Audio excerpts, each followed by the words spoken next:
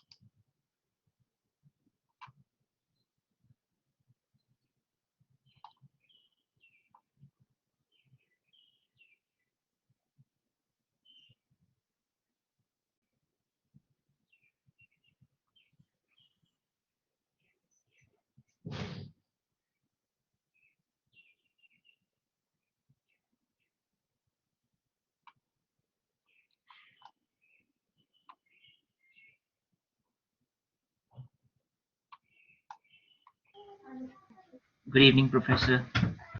Hey, how you doing? I'm good, Professor. How about you? Okay.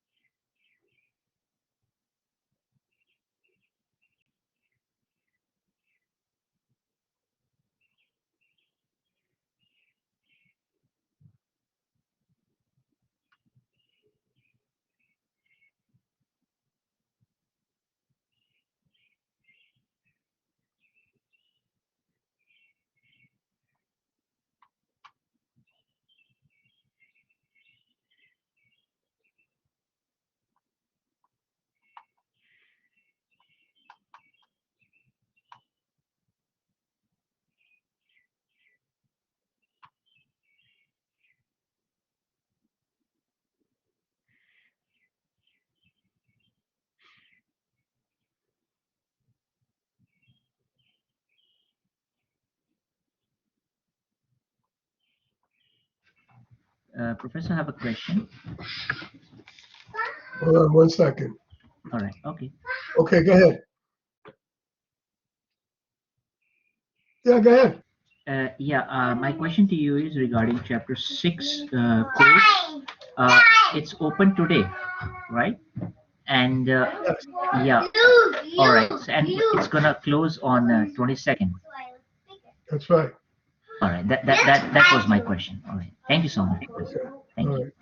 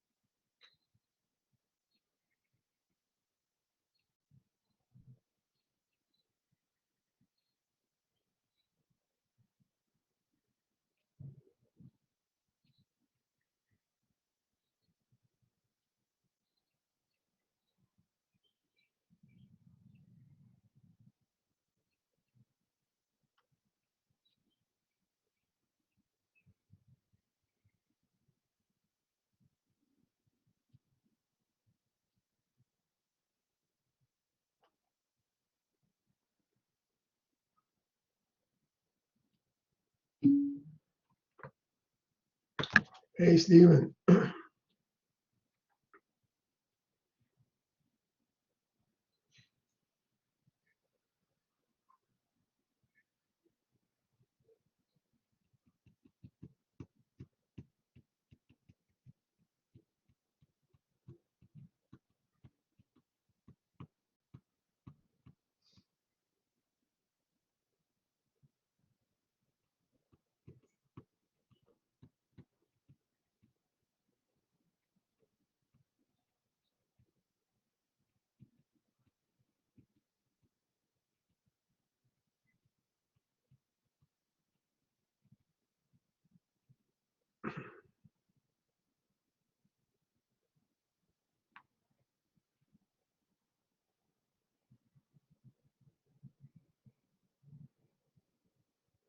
Okay.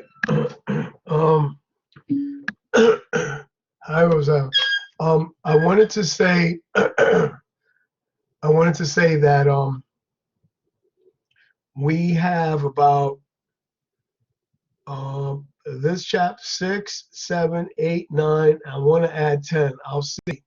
Left, and I want 2 weeks. The last 2 weeks of the semester, which will be the semester ends the 25th of May. So I would like the 17th. Nope. I want the 13th, the 18th, the 19th, and the last day, which is the 25th, to go over all of our questions that we have, go over them till everyone is extremely, extremely comfortable, right? I want everybody to have their formulas in place. I'm going to, I want to have the midterm, I'm sorry, the final as 25 questions, but I want to give at least 5 questions from the midterm. And in that way, since we've gone over it over and over again, everybody should do well on those. Plus, we have a gimme question, which is the which is the question I told you about, which is with the par, with the bond. That's your gimme question. So that right there should help everybody out. Now, some people did really well on the midterm. And to those people, I say congrats, but do not get a little ahead of yourself because there's a lot of work left, right? Do not get ahead of yourself because what happens is I've seen it happen before where they did really well on the midterm and they did really poorly on the final. And then I've seen where people have done okay on the midterm and did really well on the final, right? So don't get ahead of yourself thinking that, I got this. Because last semester we had a thing where I was getting emails left and right. I know the work. I don't know that you know the work. I'm not a magician, I don't know that you know the work. I was getting emails like that. And if there's anything that I can do for extra credit, there isn't anything that you can do except for do your homework and do your quiz, right? And some of you are going to be very upset, saying, "Oh, Professor, we're not going to go over that again." Okay? I am telling you, when you know it and you know it and you know it, it becomes like a song. It becomes like a song. And once it's like a song, you got it. You got it. So if you don't feel that you don't need the study to have last, that's on you. You're adults, you make your own decisions. But I have to think of the class overall to make sure that everybody does well.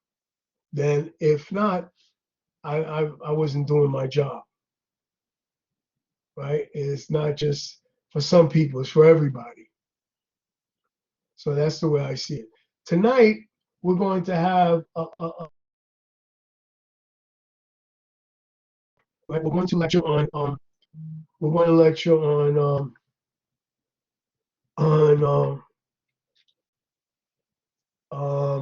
on stock valuation, right? And stock valuation.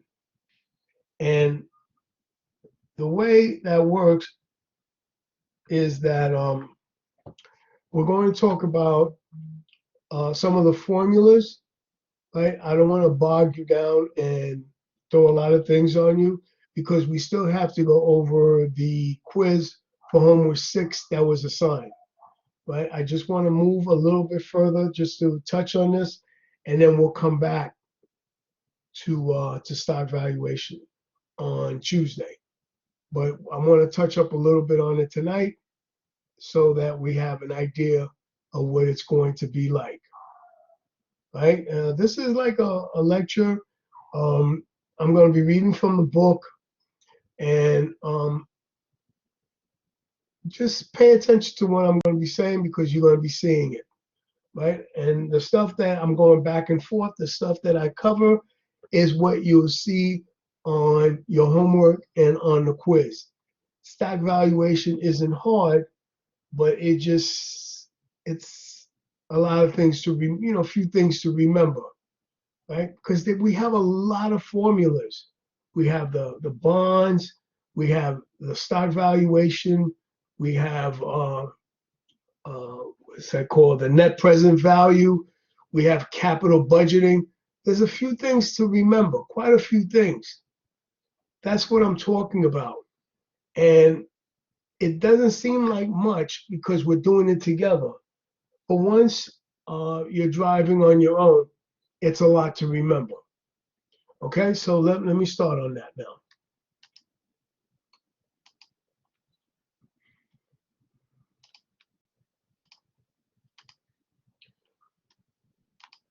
So the thing is that for stock valuation, right, what we're going to be learning is theoretically, right, about stock valuation, right? A lot of times I'm going to tell you something that's 100% true. No one really knows how well a stock is going to do. If they did, they would probably be the richest person on the planet, right? No one really knows how a stock is going to do, right? Anything can happen, right? No one could have predicted this pandemic. No one could have predicted that Apple was going to be where they are. No one could, Google or Amazon, none of those companies. No one knew. No one knew. People took chances, right? So a lot of times when people tell you that they knew, they had a feeling, but they didn't know. Because like anything else, these things are like lotteries. You know, you take a pick and it could work and sometimes it doesn't. There are a lot of failures on Wall Street, right? A lot of failures, but you don't hear about the failures. All you hear about are the success stories. But there are a lot of failures on Wall Street, right? A lot of things went bad. So you got to understand some of the things that happens, right? So let's talk about stock valuation and some of the definitions, right? Some of the definitions, right? We got dividends. What that is, it's profit. Profit that's earned on the shares, right? So for instance, if a Nike made $100 million, I'm just giving you an example, and they have $1 billion worth of shares, so each person will get 10 cents, right? Something like that, right? If they have to split it between a billion, right? 100 million, so there's 10%. So you figure each person will get 10 cents. Each dividend payment will be like 10 cents, something like that. If there's like $1 billion worth of shares, whatever. I'm just giving you an example. That's how it is. Earning per shares is the earnings that you receive per shares at the end, right? Expected dividend growth, right? That's something that is not in stone, but it could happen. They expect the dividends to grow by such and such. That's why sometimes you hear on the radio, they didn't meet expectations by 2 or 3 cents, and you're going, what? 2 or 3 cents? But you have to keep in mind, that they're talking about millions and millions and millions of shares, right? So, and that accounts for a lot of money, right? We're not using N. We know what N is in our on our calculator, right? We know what present value is. Equity cost of capital, if we had invested the money elsewhere, right? Cost of capital, if we had invested the money elsewhere, we would have gotten the same return. That's cost of capital, right? Stock price at the end of the year, we're really not going to touch on that, right? What we're going to be doing are basically calculations, right? What we're going to be doing is calculation, but you got to understand what you're trying to calculate, right? And then we have equity cost of capital, which I just explained. So take for instance what this is saying right here. The way that Nike is traded, right? Nike is traded on, I believe, NASDAQ or one of those ticks. And the way it's traded is that it changes hands, right? It's traded hands. And everything on Wall Street is based on future expectation, just about everything, right? Everybody sees Amazon as the next big thing, right? So everybody's on that bandwagon now. That's why they're at $1 trillion in their market value. And we know what market value is because we studied that in chapter 2, right? Number of shares outstanding times market price. So we know those things, right? And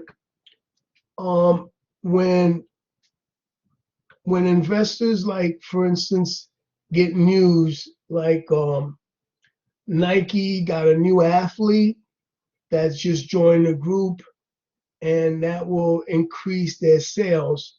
So those things add to the valuation principle of that security or that stock, right? Those things add to it, right? Or the NBA or the NFL, whatever it is, they decided that their new logo, right? They pay millions and millions, even billions, millions and millions and millions and millions of dollars to get that logo, that swoosh on their jerseys, whatever it is.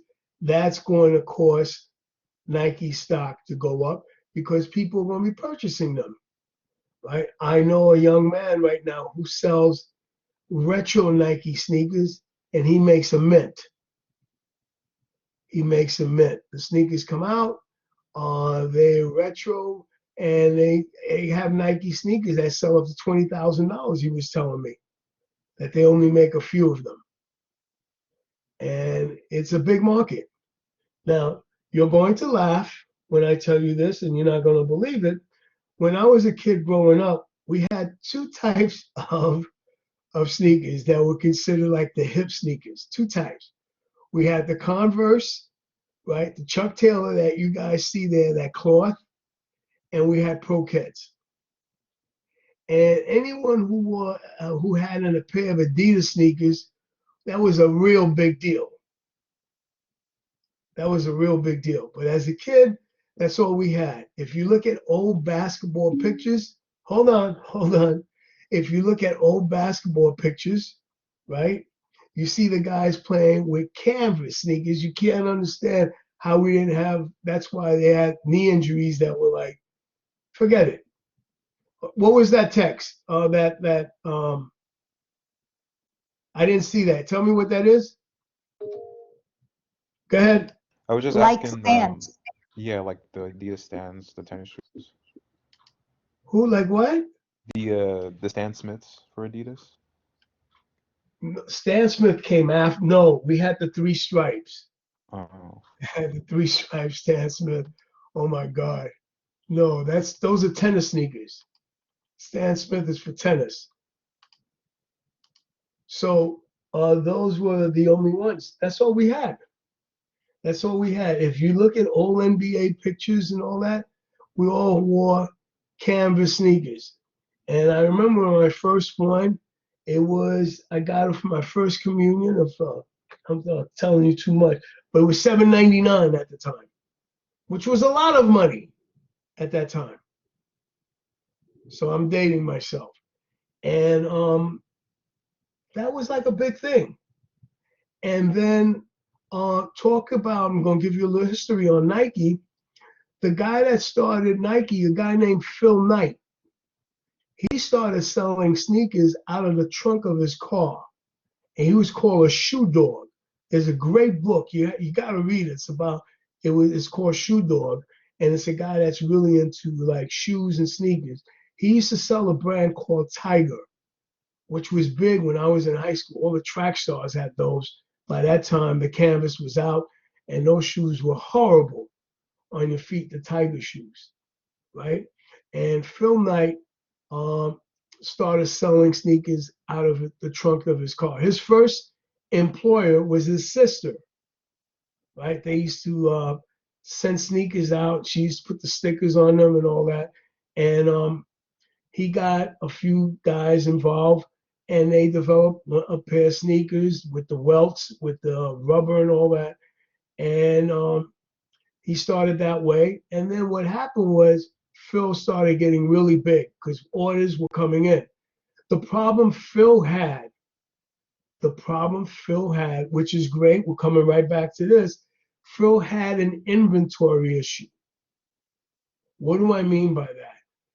Phil would send out sneakers to customers and he would have to wait. There was a cash flow issue. He would have to wait to get money in order to get new inventory. So what Phil did is that he went public. What do I mean by that? Phil went public and he sold shares of his company they had what they call an IPO, an initial public offering, and he sold shares of his company to the public. Now, once that happened, Phil was the chairman. It kept him as chairman, but he could not make any decisions on his own. He had to get the approval of a board, because once you hold public money, once you have public money, right, you have to have a board of directors. And what happens is a lot of times these guys don't last long because their egos get in the way. The guys at Home Depot or whomever, right? Steve Jobs, they don't last long. So what happened was, right? Hold on. I want to show you this. When he went public, can you see the screen? Yes. Okay, so when they went public, meaning they sold shares of Nike, right? They did an IPO, and within that week, he became I believe he was worth over $250 million, just like Steve Jobs. As a matter of fact, if I'm not mistaken, him and Steve Jobs went public the same week. They went public the same week. So this right here represents how Nike would look on a ticker, right? On a ticker, right? The stock price and quote. This is how it would look, right? It's trading at 60.39. The amount, the volume, the market cap, we know what that is, right? You guys know this. This 893.61 will be times this, and it'll be worth this, right? We know that. Earnings per share, 252, the highs, the lows, all these things are all over. The dividend payments, right? What they will share right here, 21 cents, right? We got that, right? So if you had 1,000 shares of Nike and the dividends came out and it's not annual, but quarterly dividend, right? You would get 21 cents and times 1,000, right? 210. So what a lot of people do is that they don't take this money. They buy more shares. Right? Same thing happened with a huge company.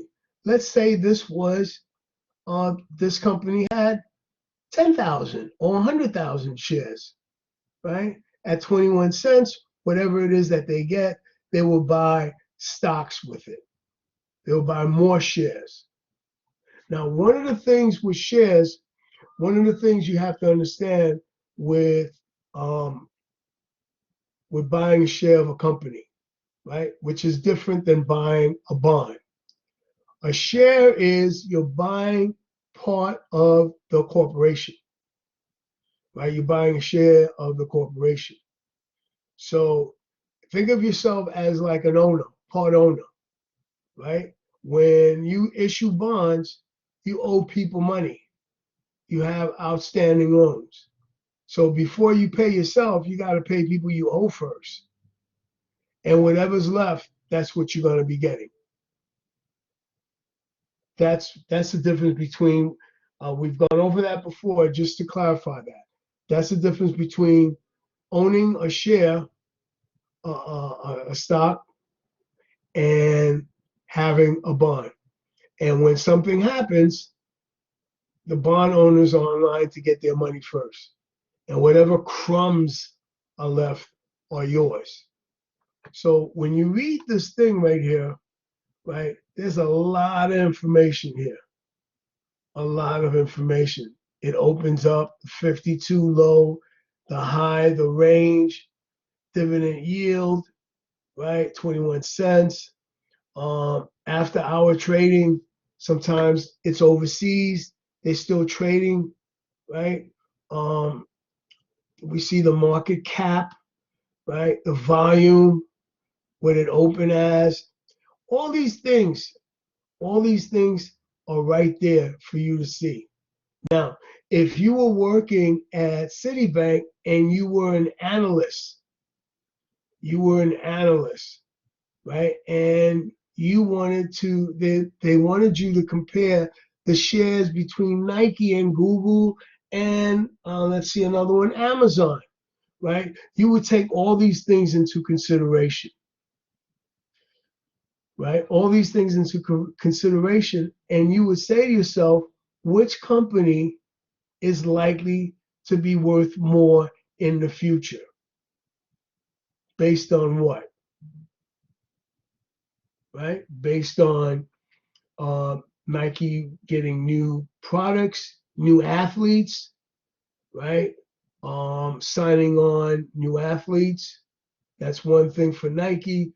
Google will be who would come on, what kind of technology that they're about to invent to bring out to not only speed their search engines, but who's going to be on board with them and all these things.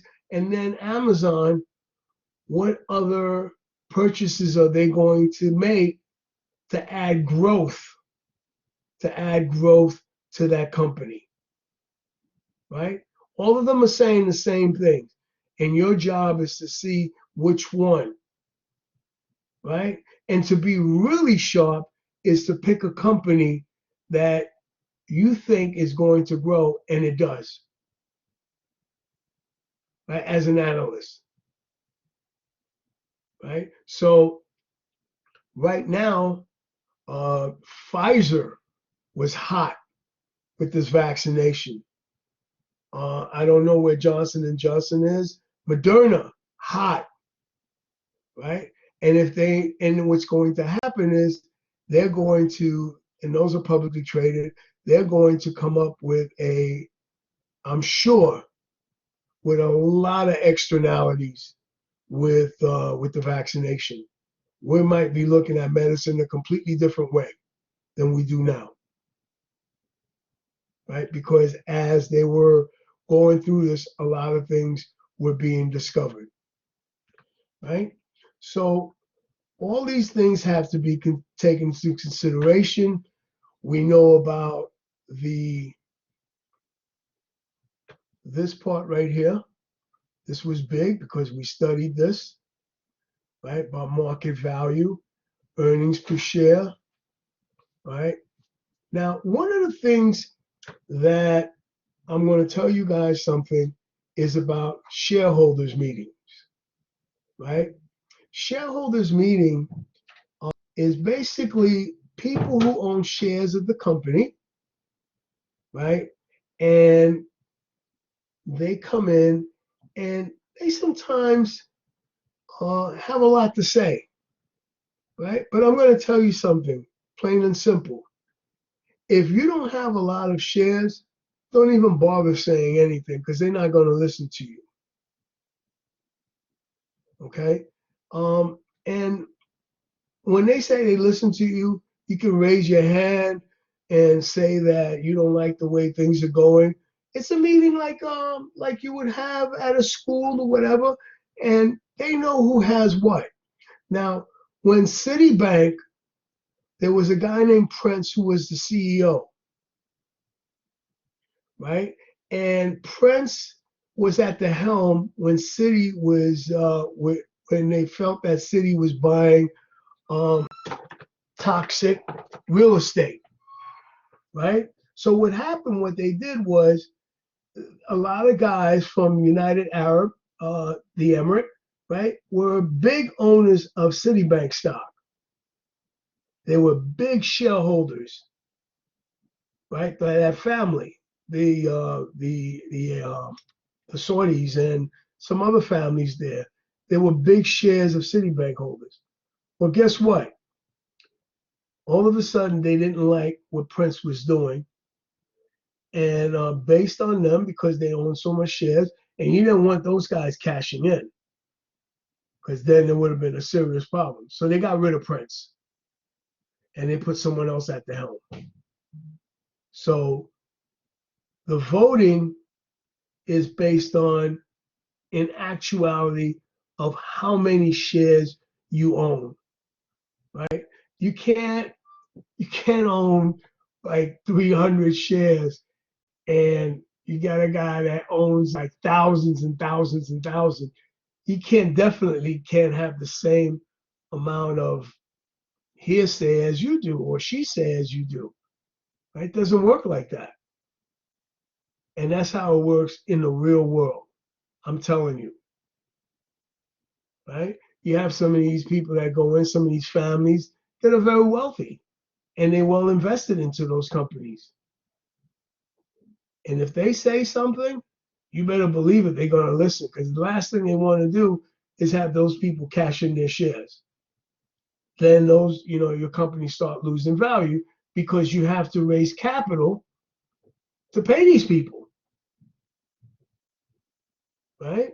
So you don't want that, right? You come to a compromise. And also, when a company is not performing up to its level, that's why they have a board of directors, right? We studied that before. That's why they have a board, that they're in the same interests as the shareholders. Now, everything is coming back from chapter 2 into chapter 7, right? That's why, right? It's in the line. There's a principal and agent that the shareholders and the CEO and the board of our directors, we're all on the same page.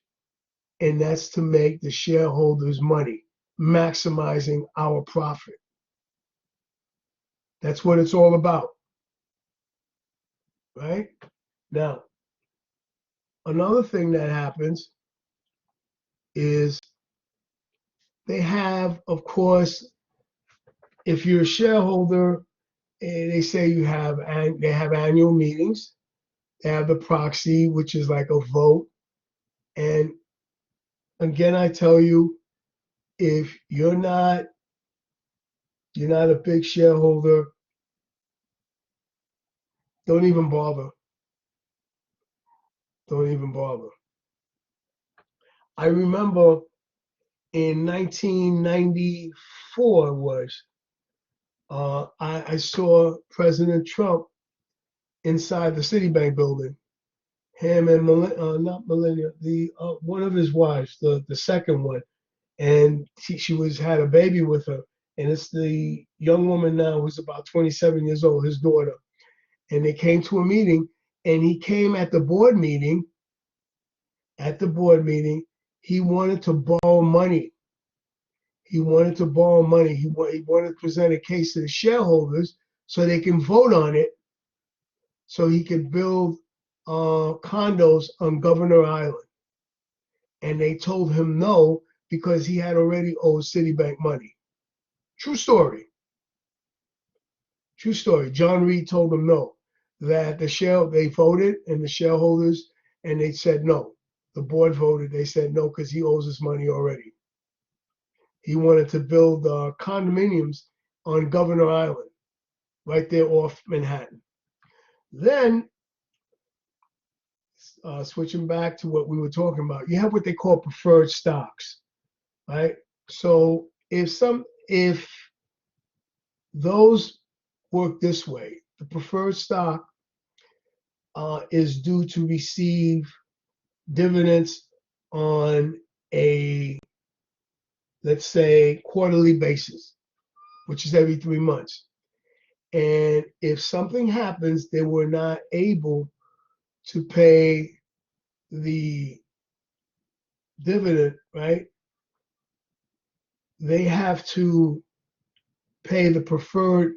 Let's say they were going to pay dividends to regular shareholders. The preferred stock always comes first. They always come first, right? They always come first when it's preferred, right? And then sometimes when they delay it, right? Cumulative, that means that they add to it and they'll eventually get their money. So preferred stock, just what it says, right? You get ahead of the line, right? So if something happens, it's the bondholders, the preferred stocks, and then the shareholders, and then that's it, whatever's left over. Okay?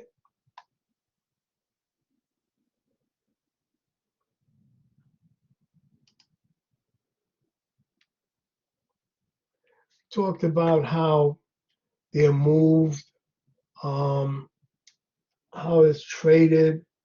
We're not really going to get into that because we're not really talking about, this is not a class about trading. This is us just trying to calculate prices and how things work, future price or present value prices. That's what we're going to be calculating, right? These are like limit orders. When you're on Wall Street, when you're working on Wall Street, every time you think you understand something, something else comes. Right? Every time, it always happens. You say, oh, I got this. I know what they're doing. I understand this. And before you know it, they change the game. Right? It's done differently. So all these things, taking orders and all that, a block order, a certain amount of orders, right? It's no more than 100, no less than 1,000, stuff like that. Those are like orders that they take, the trades, right? The lot, as it's called.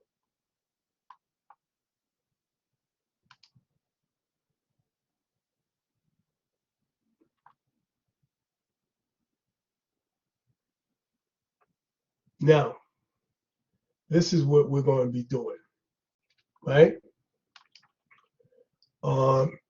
Equity cost of capital, the expected rate of return available in the market on other investment that have equivalent risk to the risk associated with the firm shares, which means that if I was to buy an Apple stock instead of the Verizon stock, right? They all have possibly the same risk involved as far as return is concerned. That's what the equity cost of capital means. It's all around the same risk. It's all around, like, let's say it was 6%, this one's 6.01, this one is 5.99888. They're around the same amount. That's what equity cost of capital means. When you see these, when you see that sign, or when it said cost of capital, right? If I was to invest in something very similar, it's the same thing. And one thing I have to say that about finance, right? What we're doing, a lot of things intertwine. They come back. They come back, right? So if I wanted to calculate, right, this is really good right here. Let me just go over certain things and then I'm coming back to this total rate of return right here, right? So you have dividend yield, the expected annual dividend of a stock divided by its current price, the percentage return an investor expect to earn from the dividend paid by the stock. A yield is what you're getting, right? A dividend yield. Capital gain, the amount by which the selling price of an asset exceed its initial purchase price. What you made on it, period,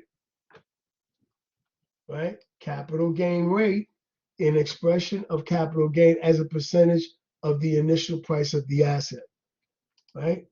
Total return, the sum of a stock, dividends yield, and its capital gain rate. So everything, right?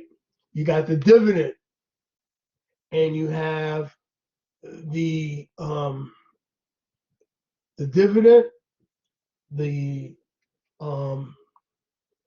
cost of capital, everything, and then you put them all together, and then you come up to its capital gain, right?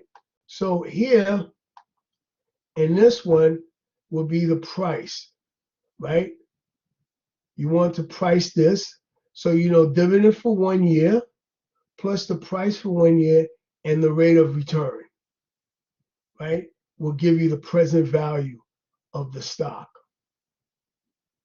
right? But we're going to use the calculator when we do it, right? We're just going to say, we're going to add these two and then divide it by this, and then we're able to get the price, right? Price at zero. Price zero means the initial price, right? And then we can keep doing it. We can keep doing them, right?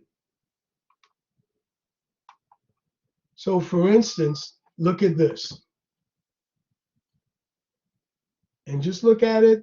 Don't overthink it, because I'm just showing you how it works, right? So here it's saying that to solve beginning a price, we would pay now.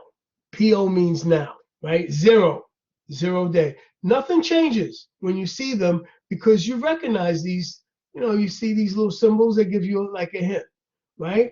So this, given our expectation of our dividends in year one, right, and the future price of $45.50, and we expect the return to be willing to invest 0.68, we can use the following. So here's what we're going to do. We're going to say, this is what we're going to get. Div 1 means in 1 year. P1 means what it's going to be worth in 1 year. And then the expected rate of return, right? We say 1.068, right? We divide 56 plus 45 plus 1 plus the rate of return, right? And that's going to give us the present value of what we need to pay for the stock. That's going to tell us what the present value is, period. That's going to tell us what the present value. Now, one of the things that you must understand about this in real life, these are estimate. No one knows what the stock is going to be worth.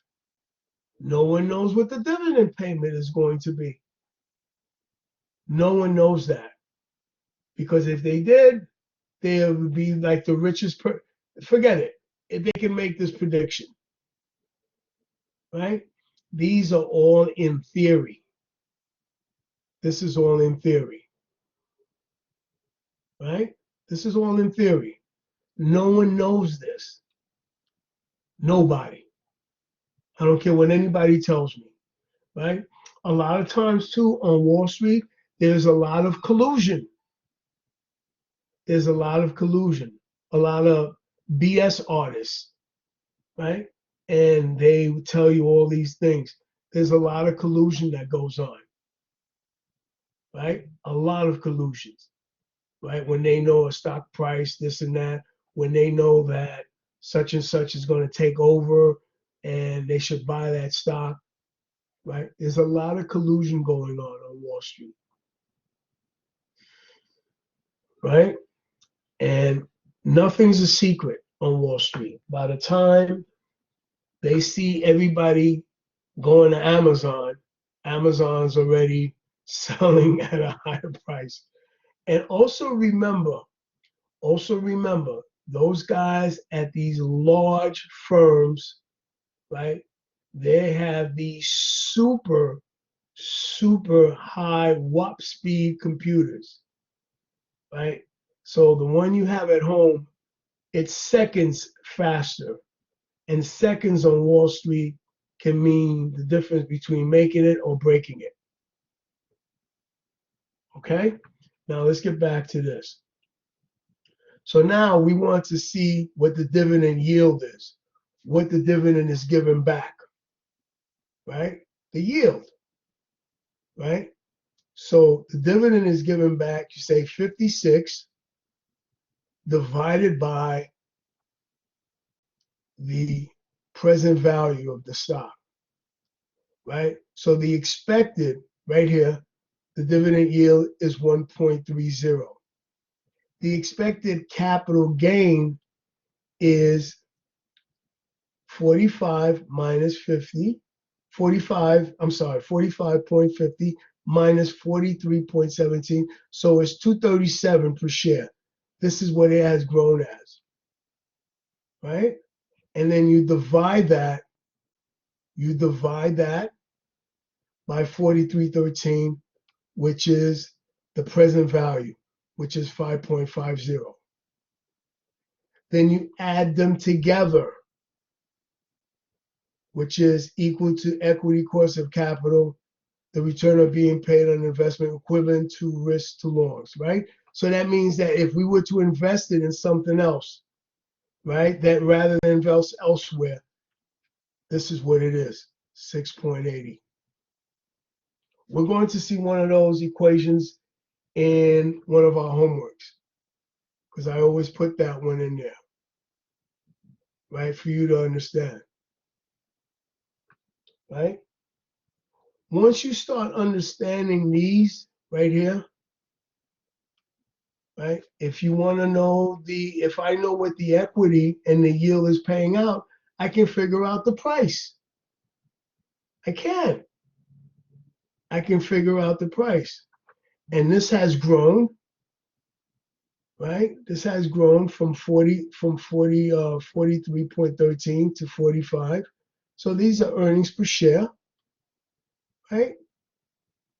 And then I divide that by the 43.50. It tells me how much the increase is by, right? So all these things you're able to do, right? If I know all these numbers, if I know certain numbers, I can tell you what the price are. Now, that being said, if numbers are in front of you, if you have numbers in front of you, right, when you're working for a firm, you're able to calculate. Let's say you get a check. Nike sent you a check for $100,000, right? And it says your yield, your dividend payment is 21, and you wanted to calculate how many shares is it, or what's the yield based on the number of shares you have. What is the yield of the dividend? You divide your number of shares by the check, you should be able to come out with the yield, right? And a lot of things are still done that way because sometimes you want to double check it, because you don't know what these guys are sending you at times, right? So you know how to double check it, and because you know these formulas. What we're doing here is the exact same thing you would be doing if you were working as an analyst, right? I'm not saying this, but if you did get a check, you'll be able to see exactly where you are based on these numbers. That's what I'm saying to you.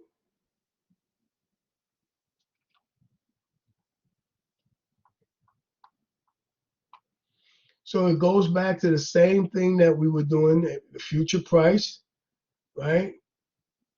Second dividend, like year 2, plus present price of year 2, plus rate of return gives you the year price for the price for 1 year.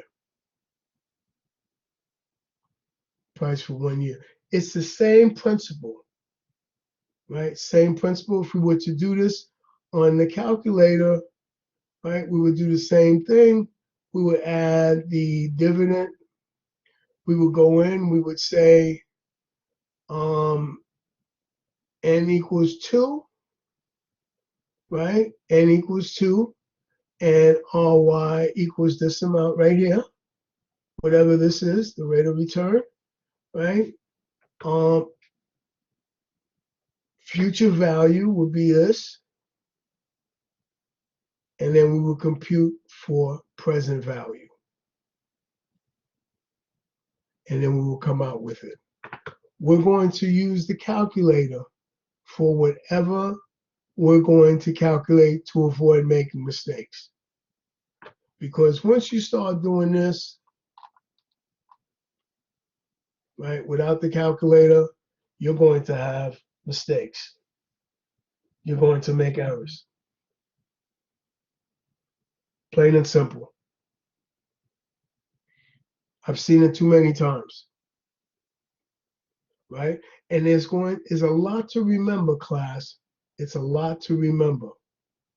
Right? Keep in mind, as I said before, we're going to have stuff from the midterm added on to the final, at least 5 questions. And then going forward, we're going to take some of these questions and put on the midterm for the bonds, for this chapter, for chapter 8, chapter 9, and a little bit of chapter 10. So there's a lot to remember. A whole lot to remember. So don't get ahead of yourself, and don't get it, as you guys would say today, don't get it twisted.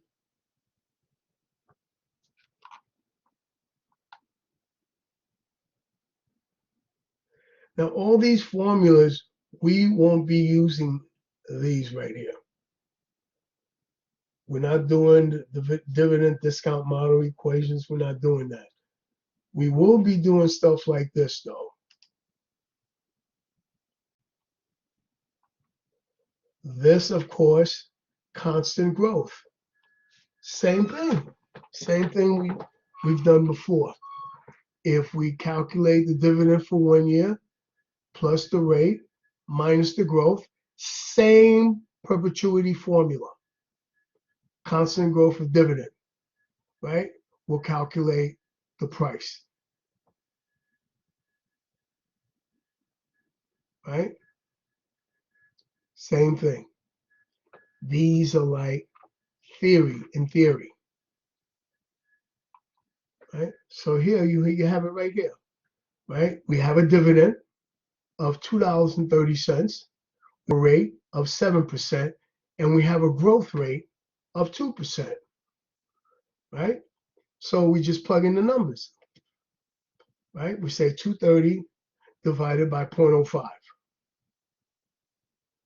which is the 7 minus the 2, and we come out to 46, and that's it.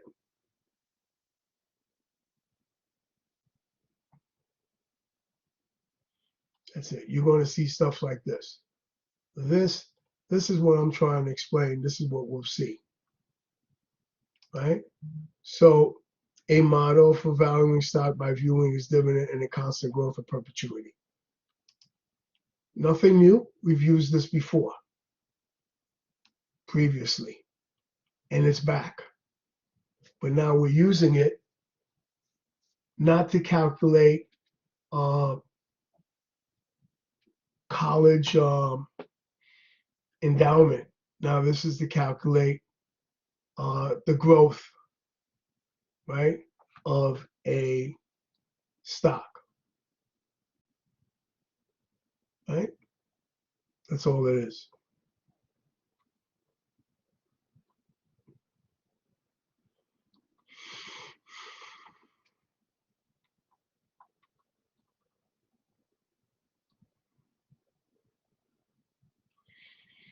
So here, another one, rate of return, right?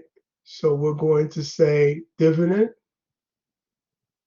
right, times the price of the stock plus the growth. If there's no growth, if there was a growth, we will use that plus the growth. Let's say the growth was 40%. So 0.40 plus 0.40, you do this division plus 0.40, and this will be what your rate of return would be.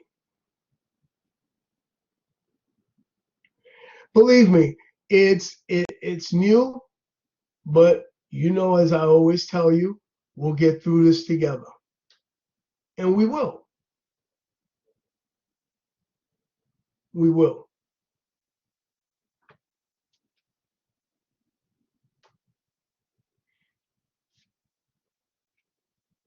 Same thing here, right? Dividend payment is $450 in 1 year. We're trying to calculate the present value of the stock price, right? With a growing, with a growth rate, right? So the rate of return is 10%. Okay, and then the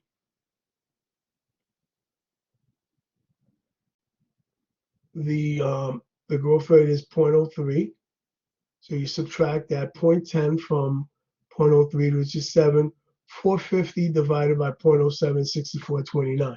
Now, the way they get the 450 is that considering if Crane reduces his dividend payments earned by 75%, his dividend coming year will fall to earnings per share, which is this $6, right, times 75%. So it's 450. At the same time, it will retain 25% of its earning on new investment. So retain means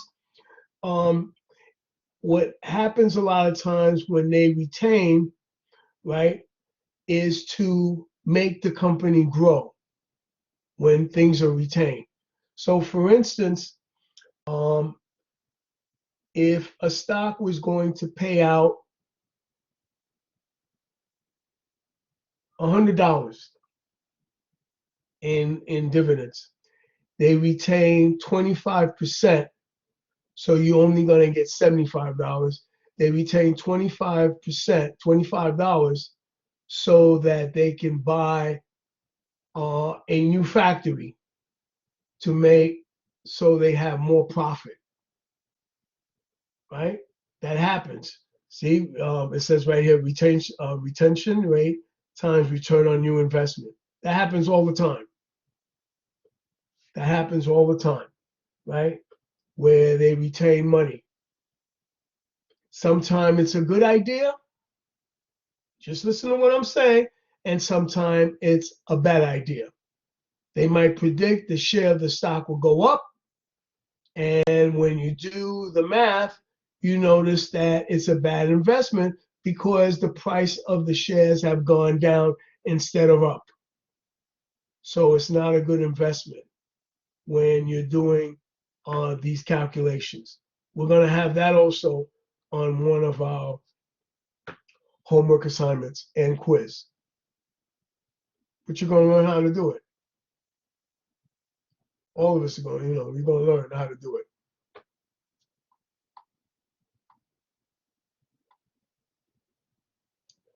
One of the things that I always say about finance, right? Some things you have to teach with a little bit of a lecture. And other things, excuse me, and other things you have to teach right with the homework. This one is a little bit of both. This one's a little bit of both. Because you have to see it. You have to see it to understand it. And then once it starts making sense, then you get it. Because sometimes you see the homework and you're trying to, where's that number coming from? Where's this coming from? So that way you understand it. Now, all of us right now, we have, you're listening to what I was saying. You have like an idea. You have an idea. And some of you say, I don't know what the hell he's talking about, right? But you have an idea. You have an idea of how it works, right? If we know the share price, right, and the rate of return, we can calculate the dividend and back and forth, whatever it is, right? We can come back to the number. And that's what this whole thing is about, the stock valuation, right? Coming back to these numbers, being able to calculate the shares based on the numbers that we have. That's what it is. Any questions so far? Where's my class? Are they awake? Any questions? Yeah, we're here. No questions yet. Okay. All right. I gotta ask you guys this, okay? And this is a good class, smart class. I hate to bring politics, but I'm going to. What did you guys think about this verdict today?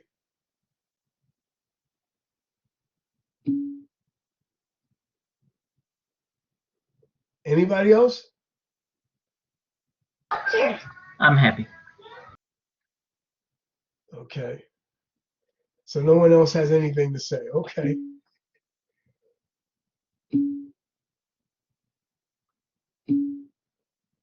Oh, he was found guilty. The police officer. Yeah, that's right. I was watching that. I'll just have to say one thing. Um, uh, there's a lot of things that I've seen that you guys haven't seen because, right, exactly. That was very well put. And there's a lot of things that I used to see. When I was first into Queens College, right? It was I would say about 98, no, not that much, maybe 95% white when I was in Queens College. So when I was absent, everybody knew in the class. I'm serious. And there were a lot of things that I would tell you, you wouldn't believe that I used to go through. You wouldn't believe me. And things have changed a lot, but there's still a lot more changes to be done. Things have changed a whole lot, but there's still more changes. And, there's some parts of the country where they still don't get it. And that's all I wanted to say. All right, I don't want to talk politics. Anyway, I'm going to, let me just go over one more thing.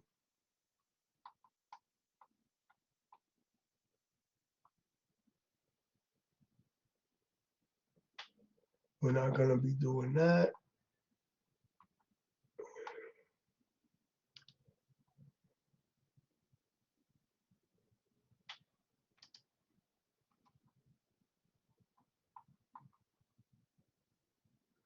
Okay, so we're good. We're good. On Thursday, I've assigned the homework assignment, I'm sorry, the quiz for chapter 6. Once we're done with that, right, we're going to start on chapter 7. I'm not assigning the homework on chapter 7 yet until we go over it, we have it a little bit more understanding on it. All right? So take a little break. So I'll see you guys on Thursday. Okay? Thank you so much. All right. You're very welcome. Thank you, Professor. Thank you. You're very welcome.